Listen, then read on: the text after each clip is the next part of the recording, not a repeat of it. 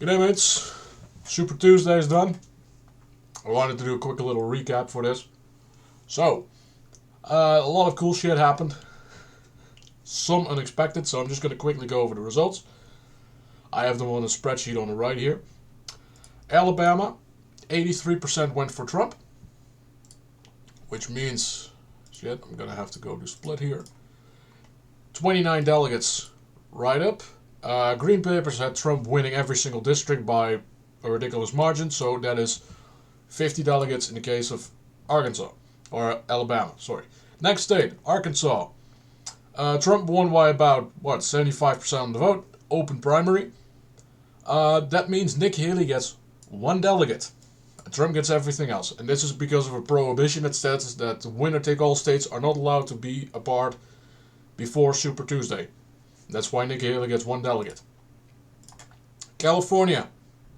Trump got 77.7%, which means he gets every delegate. And that is because California is proportional unless you get more than 50% of the vote, in which case it becomes winner take all. That is kind of a way to circumvent it, so I don't know why Arkansas did that particular rule. Whatever. Maine, same story. 72% for Trump, that means it becomes a winner-take-all proposition. Massachusetts, Trump slightly under 60% of the votes, so it's kind of like a margin of victory in South Carolina or New Hampshire. That means Trump gets all 40 delegates. Next one we do Oklahoma. Trump got 81%. Tennessee. This is a little bit of a different split. Trump got about 77%, which means he gets 31 delegates. Per congressional district, Trump won in such an extent that he got everything else, so that's good. Virginia is the next one. Nikki Haley won 2 districts, which means she gets 6 delegates. Trump won everything else. However, the 3 RNC delegates are technically unbound. They can vote for whoever they want, so I'm leaving those blank. Let's see. Utah was counted. Trump got 58% of the vote to Nikki Haley at 40.7%, and as a result, it becomes a winner-take-all proposition. This was, in my opinion, the toughest state for Trump to win without external influence. The state of Texas is another big one. Trump won every single district, and he won statewide by about 78%, so he gets every delegate. Let's do Colorado. This is straight up proportional. Trump got 63% of the vote. Haley got 33.5%, which means, technically speaking, Trump gets 23.4% and Haley gets 12.4%. Leaves us with 2 delegates left. Each of them get 1. There you go. Let's do North Carolina. It appears that North Carolina, 3 districts did not go in a sufficient margin for Trump to get all delegates. Therefore, Haley gets 3. Trump gets 39.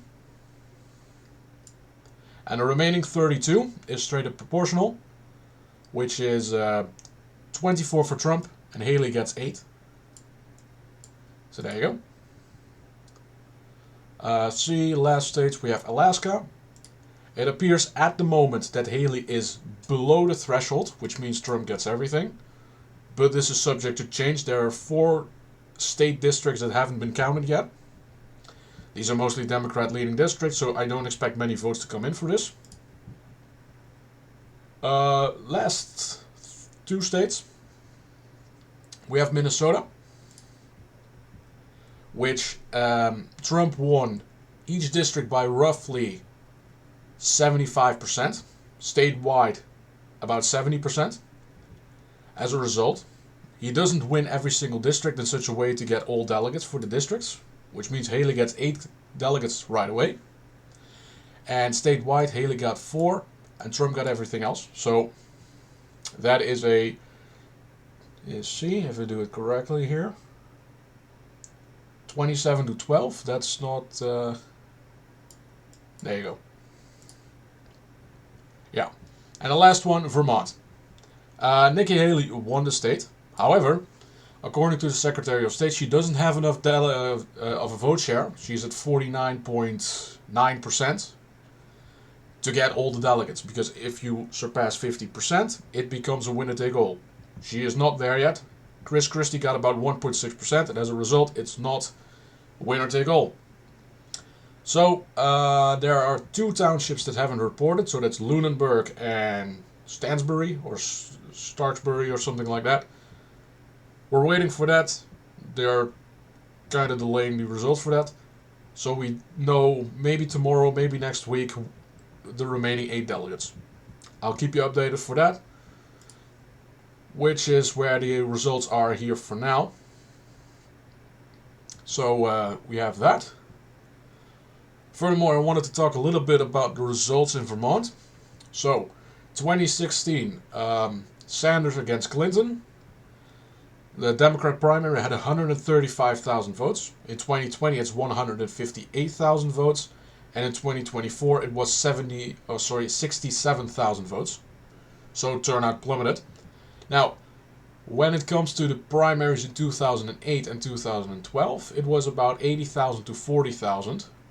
So it's about half the turnout.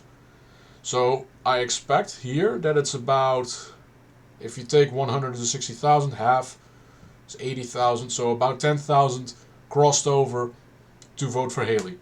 That's the expectation. Now, Haley's margin of victory in Vermont is slightly more than 2,900 votes. So let's do this. I'm just going to do this mathematically in Excel. I take away those 10,000 votes from the Democrats, and magically it's 53 to 41 in favor of Trump, which would mean all delegates go to Trump. So this is a state that Democrats successfully flipped in the Republican primary. Keep that in mind. Republican primary in 2016 was 61,000 votes. 2024 it was 72,000 votes. 2020 was roughly 30,000, but then incumbent, half of the people decide to stay home. That's usually how it works. So yes, Vermont was successfully flipped by the Democrats. Now, does it matter? Not really. Look at this map. We are currently, this is before next week. So, second Super Tuesday, I suppose. Mississippi's winner take all, essentially. So, 40 delegates go to Trump. Washington is proportional. Georgia is a mixture, so it's a proposing of kind of like Tennessee, but simple majority rules. Hawaii is straight up proportional. American Samoa is winner take all. Guam is winner take all. Mariana Islands, winner take all. Puerto Rico is also winner take all. So at the moment, Trump is at 1,078. Haley at 95.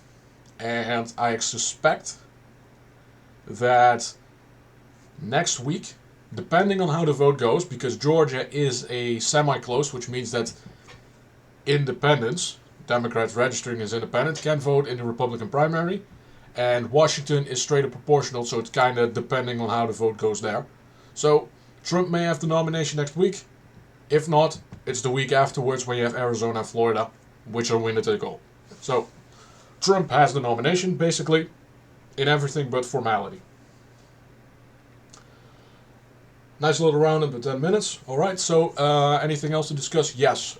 Texas and California had their Senate election, or primary. So, Texas is now confirmed to be Ted Cruz against Colin Allred. And in the case of California, it's Adam Schiff against Steve Garvey, which saves the Democrats a lot of money. That's bad. And you have Adam Schiff in the Senate, you know, Epstein's friend. That's kind of bad too. North Carolina had their primary for the governor slot, which, as expected, becomes Josh Stein, the Attorney General, against Mark Robinson, the Lieutenant Governor. Funny thing to know about this is that Robinson has almost as many votes as all the Democrats combined. Is about 10,000 off. Thank you kindly for watching. Like the video if you did, all that good stuff. Subscribe for more. Thank you kindly for watching. Cheers.